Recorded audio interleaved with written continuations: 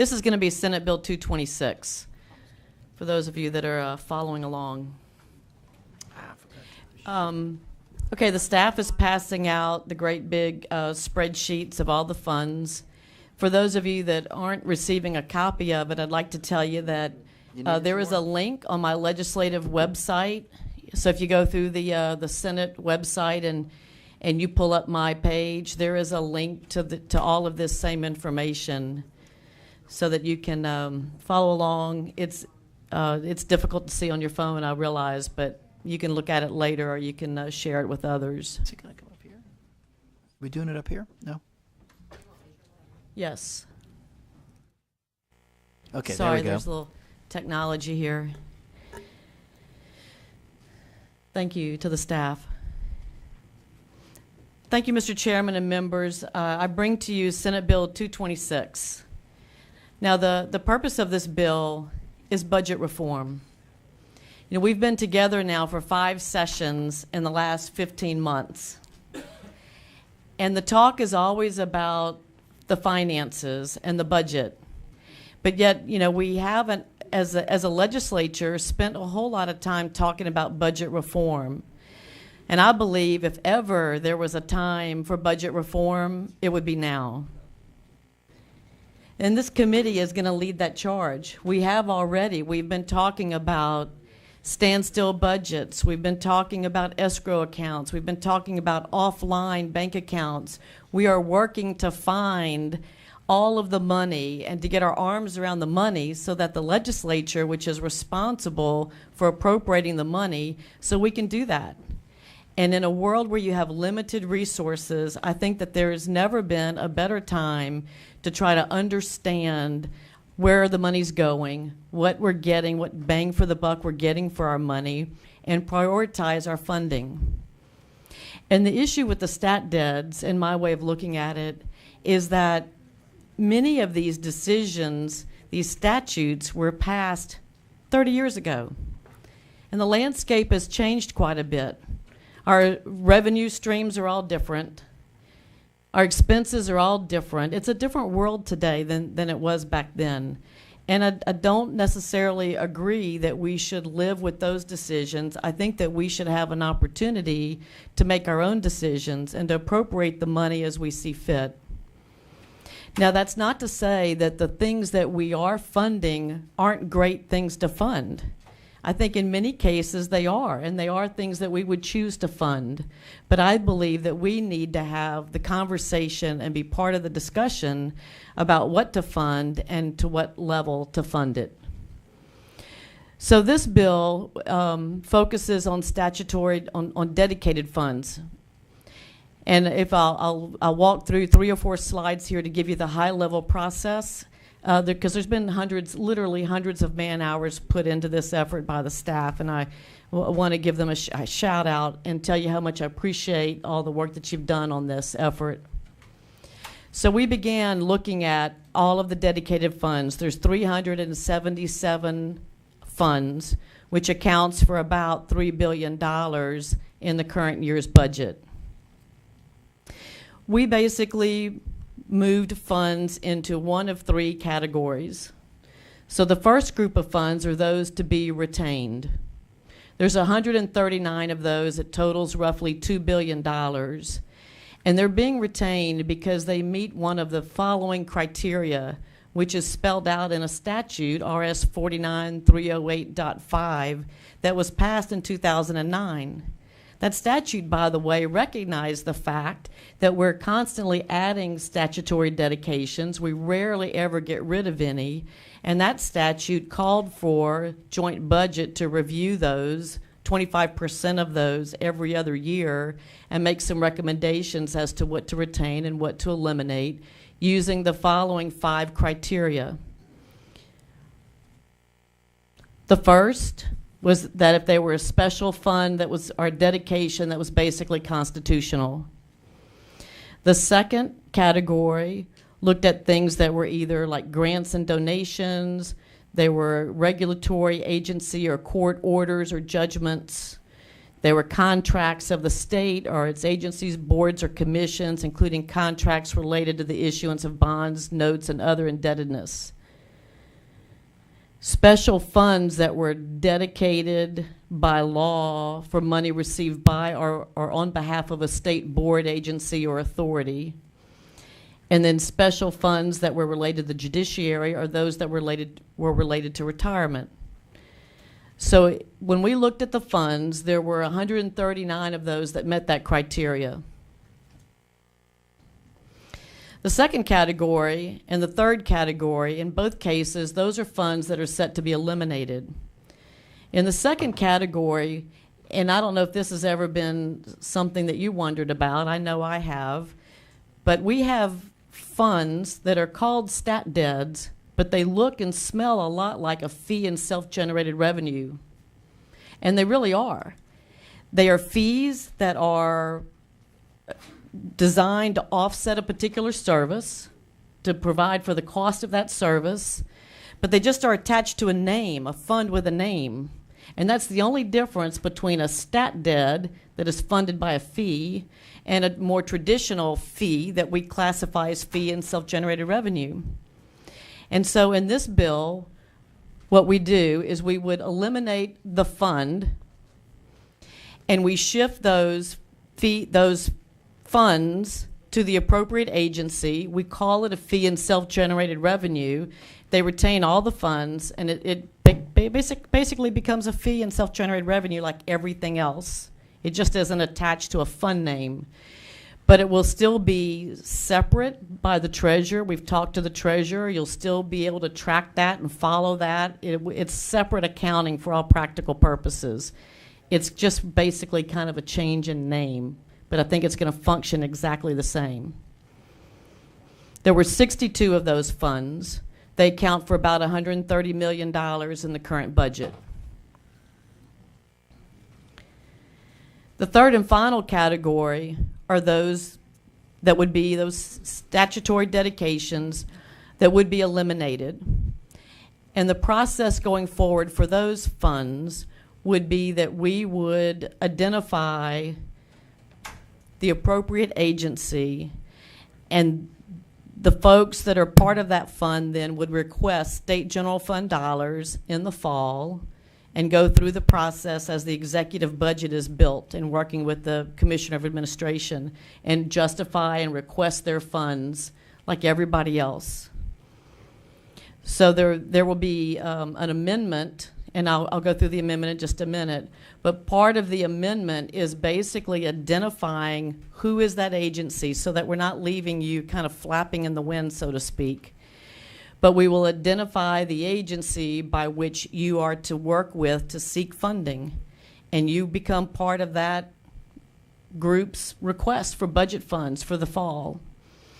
And so that's what the amendment will do. And so you can see some of those funds here. In total, there are 176 of those funds. Most of them are local-oriented type funds.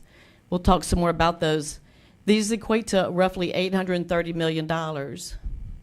So the fiscal note that you'll see has a number like $800 million. And that's not to say that those are all going to be available funds for us to go spend, but those are funds that would, again, have to go through the process in the fall and request state general fund. These eliminated funds that I talked about in the two categories, some are eliminated and they'll be asking for state general fund. Some will be converted to fee and self-generated revenue.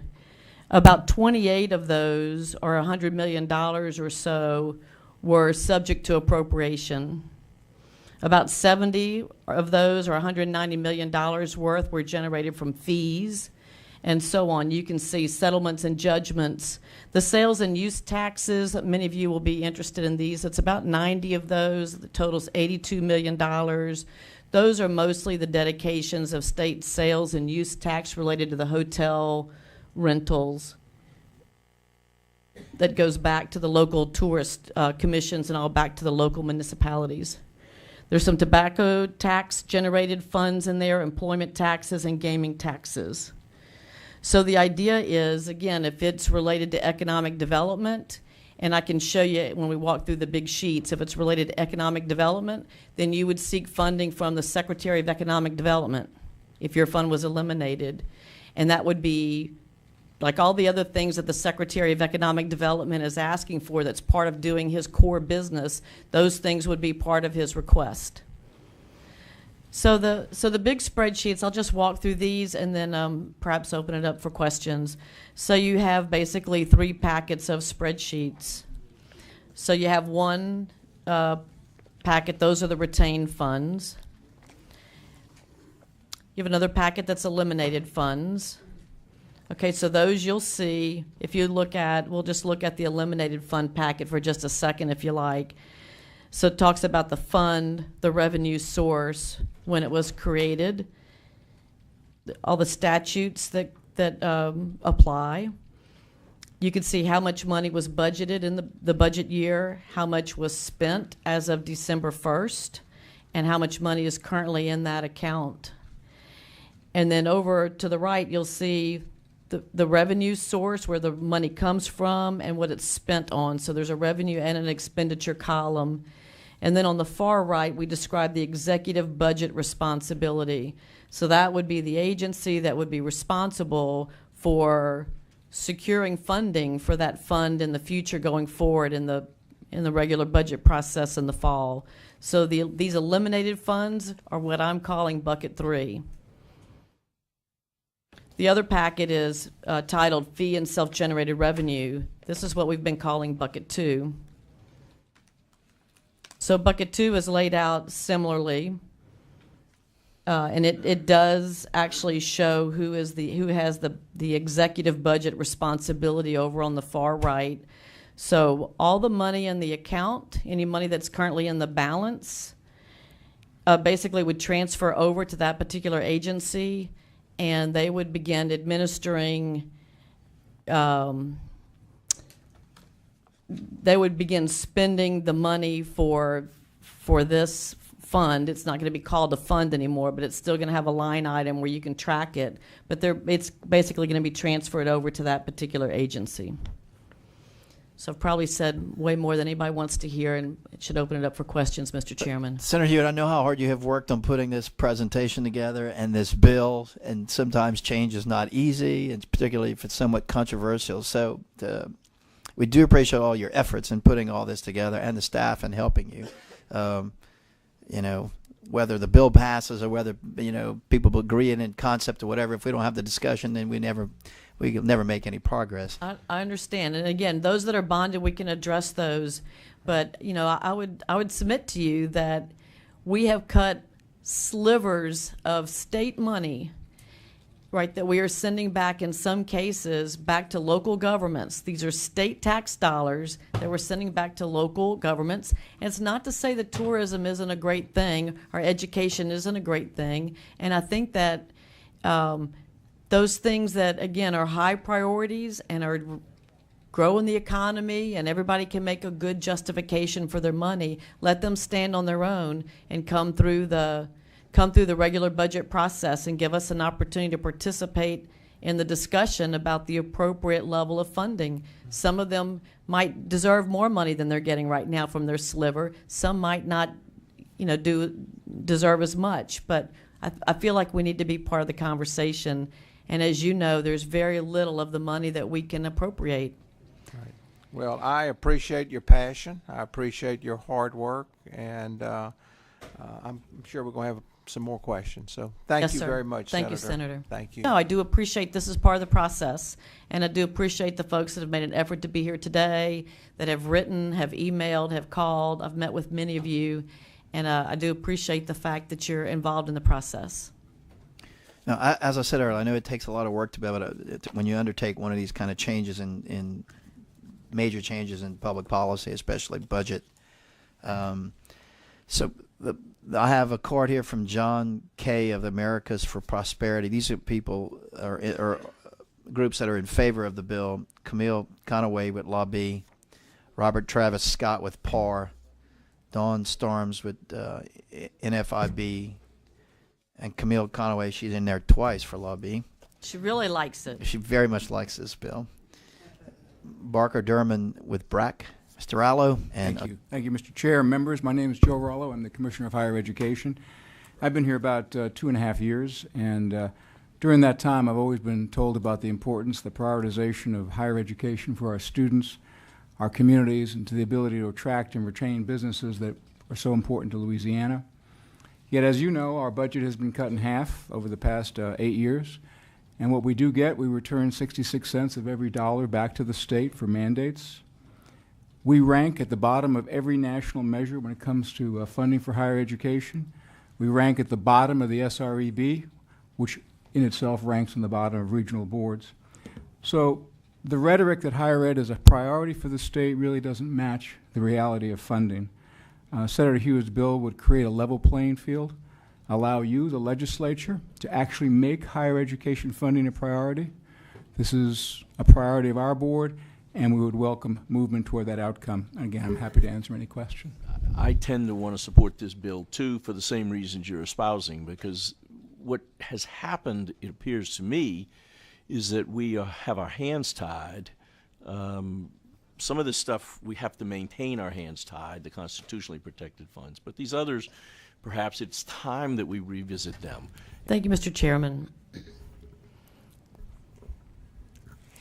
I'd like to thank everyone who came today to participate in the discussion. And to my friend, the gentleman who just spoke, I want you to know that I did make an effort to try to be able to reach out to your community by providing the PowerPoint online and providing a link on my website to the spreadsheet.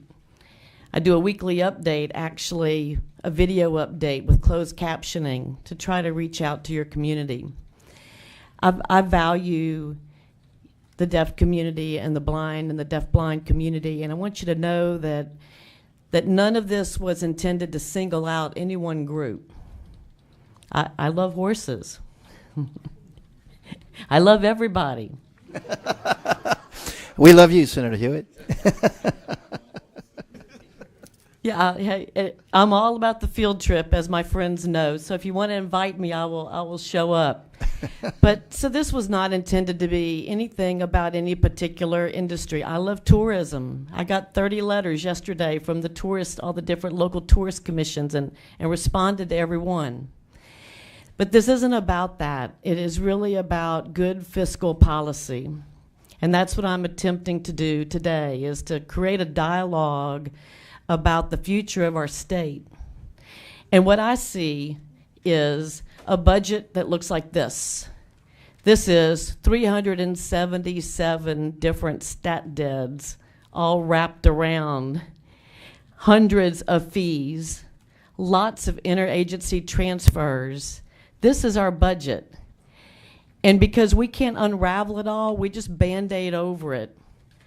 And I find it to be very difficult to be able to prioritize our funding when we don't really know where it all goes. And we can't chase it all down. We don't always know what bang for the buck we're getting for the money we're investing. And I think that what we're doing right now isn't working.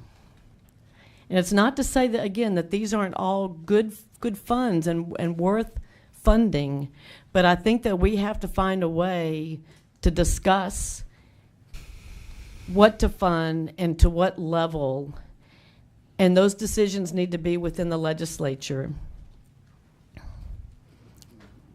We have some difficult times ahead of us. You know, you can talk about expenses and you could talk about revenue, and we just keep going around and around in circles. And I think that we need to continue to work together to find ways to be sharper in how we budget our money and how we spend our money, and understand where our dollars are going, and be confident that we're spending them all in the right places. And so I'm going to ask today, I think it would probably be perhaps the wisdom of the committee and the author, perhaps to voluntarily defer this bill. But I'd like to continue the discussion and look for ways that we can do this differently and better. You know, what I learned in this process is that it's very easy to create a stat dead. It is much harder to get rid of one. And we've got a lot of work ahead of us. Senator Donahue has a comment or a question. Thank you, Mr. Chairman. You know, Senator Hewitt, you've been here for a short period of time. I've been here somewhat longer. It's not like in the past when legislators were around forever. And I tell you, I think there's something wrong with stat debts and the way they work. We've had different bills that kind of worked around the periphery to trying to figure out how to make it work or how to ease it or how to, I don't know. You did such a good job with what you did, gathering the information and putting it into this form. Probably hasn't been done in the history of Louisiana. So I think you're on the right track. I think that's probably the best offer that you have right now is to continue to work on that bill. Listen, I'd like to help you work on that bill too. I think you did a wonderful job. So thanks for bringing the bill. Thank you, Senator. Senator White? Thank you. And again, Sharon, I've been sitting here for several hours with you. Great job, a lot of information. I understand your passion and to try to change. When I first got here, I tried to change some of the education issues. It was a lot of research and a lot of time, but sometimes it just takes time to soak in before we get it around here and start moving in another direction. So you did a great job. Thank you. Thank you, Senator. So Senator Hewitt. Yes. So you will voluntarily defer the bill, is that right? So, Yes, Mr. Chairman. I would like to voluntarily defer the bill at this time. But putting all the pieces together in this perspective has helped, believe it or not. I know people in the audience are feel comfortable that the bill is deferred, but the issue is not going to go away about how you deal with the budget, what funds should remain in place, which ones should not, which ones should we have more discretion over, more latitude. That conversation won't end. I mean, we've had a series of reform bills, whether it's evidence-based budgeting or all the other reform measures that we've come around. So this discussion won't end, and it'll certainly be brought to the top because of all your efforts and because of the work of the staff as well. So, They did a thank you. tremendous job. I appreciate, again, all of the work of the staff. This was a very time-consuming effort, and we went through an awful lot of statutes and an awful lot of details. So, and I appreciate the public's input. I hope I was responsive to you all. I believe that I was, and I look forward to continuing the dialogue. Yeah, and that research and organization won't get lost. So, Thank you, all right, Mr. thank Chairman. you.